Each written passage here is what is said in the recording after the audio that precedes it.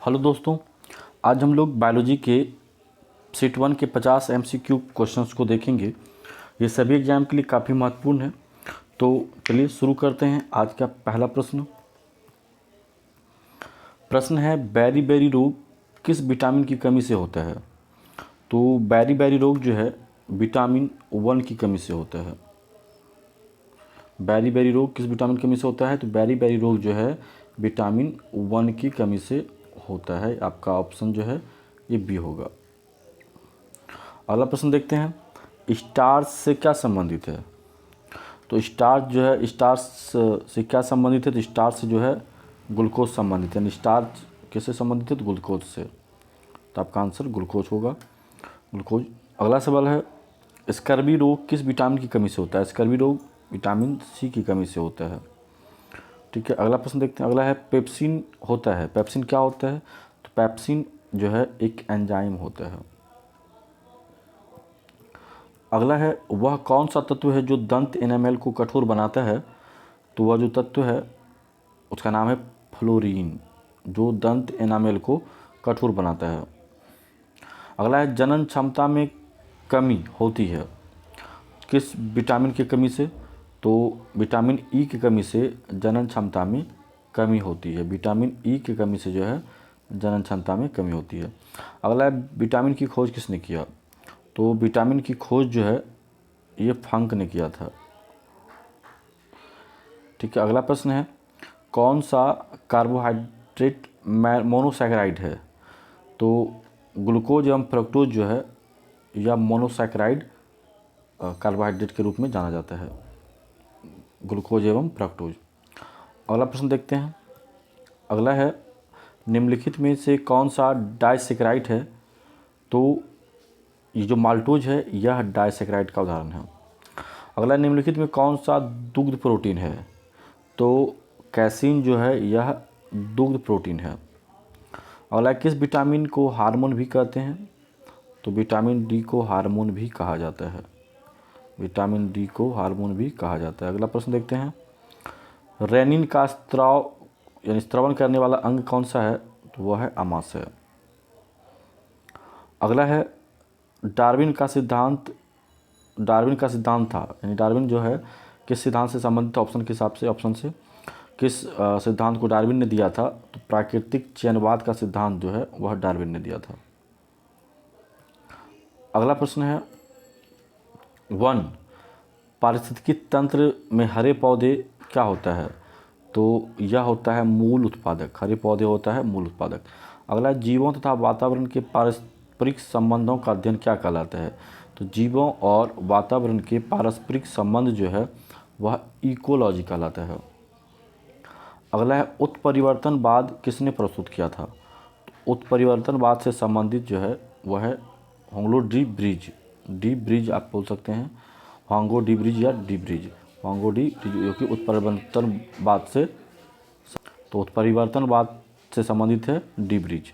अगला है, पेलिएंटोलॉजी अध्ययन है। तो पेलिएंटोलॉजी में किसका अध्ययन किया जाता है। तो जीवाश्मों का अध्ययन किया जाता है। पेलिएंटोलॉजी में जीवाश्मों का अध्ययन किया जाता है। अगला प्रश्न देखते हैं। अगला है, डायनासोर का सुनहरा काल किस महाकल्प को कहते हैं। तो डायनासोर का जो सुनहरा काल है वह मीसोजोइक काल को कहा जाता है। अगला, जीवन की उत्पत्ति किस महाकाल में हुई थी, किस महाकल्प में हुई थी। जीवन की उत्पत्ति किस महाकल्प में हुई थी। तो जीवन की उत्पत्ति जो है या प्री कैम्ब्रियन जो है महाकल्प में हुआ था। जीवन की उत्पत्ति किस महाकल्प में हुई थी। तो प्री कैम्ब्रियन महाकल्प में, प्री कैम्ब्रियन महाकल्प में जो है जीवन की उत्पत्ति हुई थी। अगला प्रश्न है, निम्नलिखित में कौन आधुनिक मानव का सबसे निकट संबंधी है। तो आधुनिक मानव का सबसे निकटतम संबंधी है गोरिल्ला। आधुनिक मानव का सबसे निकटतम संबंधी है गोरिल्ला। अगला है, हीमोग्लोबिन में कौन सी धातु होती है। तो हीमोग्लोबिन में जो है वह होता है Fe यानी लोहा। ठीक है, अगला प्रश्न देखते हैं। अगला है, AB रुधिर वर्ग के व्यक्ति का रुधिर किसे दिया जाता है। तो AB व्यक्ति के वर्ग का जो रुधिर है वह AB को ही दिया जाता है। यानी ऑप्शन आपका जो है वो है ए बी। तो रुधिर वर्ग ए बी वाले व्यक्ति जो है ए बी रुधिर वर्ग के व्यक्ति का रुधिर दिया जा सकता है ए बी को। अगला निम्नलिखित में लिंग संलग्न रोग कौन सा है? तो लिंग संलग्न रोग जो है वह है वर्णांधता। ठीक है। अगला है विलियम हार्वे किसकी खोज के लिए प्रसिद्ध है? तो विलियम हार्वे जो है यह रक्त परिसंचरण की खोज के लिए प्रसिद्ध है। रक्त परिसंचरण की खोज के लिए यह प्रसिद्ध है विलियम हार्वे। अगला है कौन सा अंग रोगाणुओं का विनाश करता है तथा शरीर का पुलिस रक्षक कहलाता है? तो रोगाणुओं का विनाश करने वाला और शरीर का पुलिस रक्षक कहलाने वाला जो अंग है वह है टॉन्सिल्स। आपका आंसर ये होगा टॉन्सिल्स। अगला प्रश्न है मनुष्य में मादा अस्पष्ट युग्मनज का संगठन होता है। तो मनुष्य में जो है मादा अस्पष्ट युग्मनज का संगठन होता है वह है ये 22+X। ठीक है। मनुष्य में मादा स्पष्ट युग्मनज का संगठन होता है 22+X। अगला प्रश्न देखते हैं। अगला है पिता ए रुधिर वर्ग का और माता बी रुधिर वर्ग की हो तो इनकी संतानों में कौन सा रुधिर वर्ग संभव है? तो जब पिता ए हो और माता बी हो तो इसके जो संतान होंगे इसमें जो रुधिर का जो वर्ग होगा वह ए बी ओ और ए बी चारों हो सकता है। चारों में से कोई एक हो सकता है, A B O A B चारों। ठीक है। अगला है सार्वत्रिक रुधिर दाता ग्रुप कौन सा होता है? तो सार्वत्रिक मतलब सबको देने वाला वो है ओ। अगला है RH कारक के खोजकर्ता कौन है? तो RH कारक के जो खोज करता है वह है लैंड स्टीनर तथा विनर। अगला है सूत्री विभाजन के बीच किस अवस्था में गुणसूत्र विपरीत ध्रुवों की ओर गति करते हैं? तो वह है एनाफेज। अगला प्रश्न देखते हैं। अगला है रुधिर वलय किसकी क्रिया से बनते हैं? तो रुधिर वलय जो है वह कैम्बियन क्रिया से बनता है। अगला है अनिषेक फल वह है जिसमें डैश होता है, जिसमें होता है यानी क्या होता है उसमें अनिषेक फल में? तो अनिषेक फल में जो है वह बिना परागन और निषेचन के जो फल बनता है वही होता है। यानी कि अनिषेक फल वह है जिसमें होते हैं बिना परागन और निषेचन के बना फल। अगला है परागकण क्या है? तो परागकण जो है यह नर युग्मकोद्भिद होता है। नर युग्मकोद्भिद होता है परागकण। परागकण क्या है? तो नर युग्मकोद्भिद होता है। अगला है आवृत्तबीजी पादपों में भ्रूणकोष पराय होता है। तो आवृत्तबीजी पादपों में जो भ्रूणकोष होता है वह होता है त्रिगुणित भ्रूणकोष या भ्रूणकोष होता है। अगला प्रश्न देखते हैं। अगला है बीज किससे बनता है? तो बीज जो है वह बीजांड से बनता है। बीज जो है किससे बनता है? तो वह जो है बीजांड से बनता है।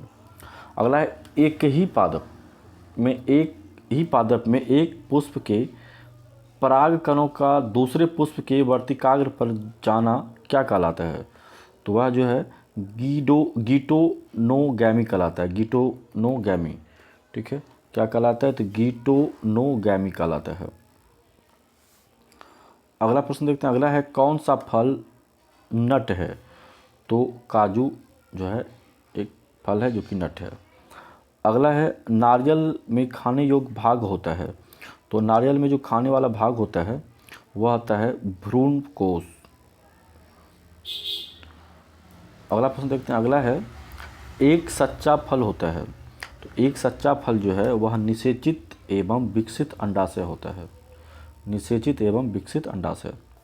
अगला है कटहल में मांसल खाने योग्य भाग क्या है?